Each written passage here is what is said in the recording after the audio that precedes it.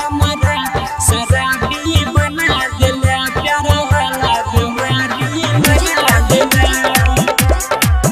Present by New Dhun Official।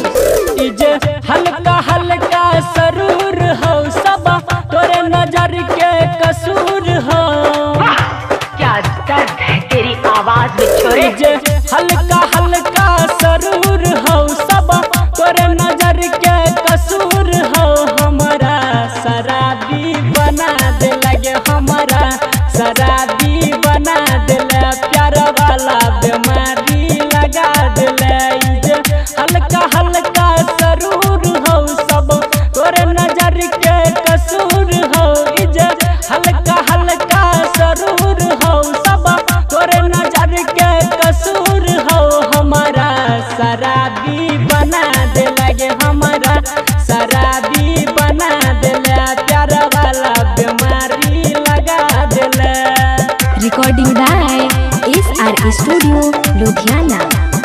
हमारा शराबी बना देला, प्यार वाला बीमारी लगा Present देला। by New Dhun Official। तोरे कराना में कहे गे हमारा गाँव के पागलवा गे, पी पी के सिगरेट गई गाजा, चलियो बुरा हलवा गे।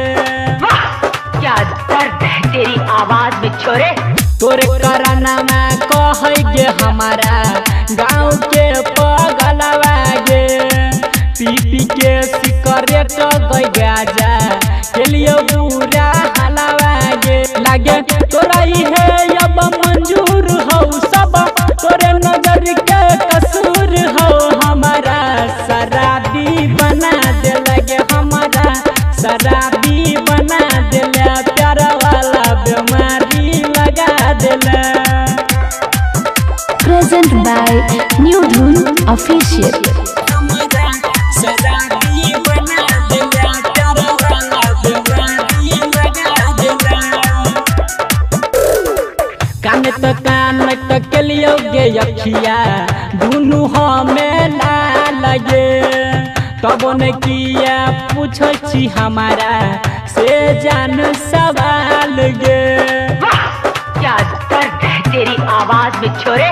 कान तो के लियो गे अखिया, दुनू हमें ना लगे, तब न किया पूछो छी हमारा से जान सवाल लगे। हे गई रमन जी तोर दूर हो, सब तोरे नजर के कसूर हो। हमारा शराबी बना दे लगे, हमारा शराबी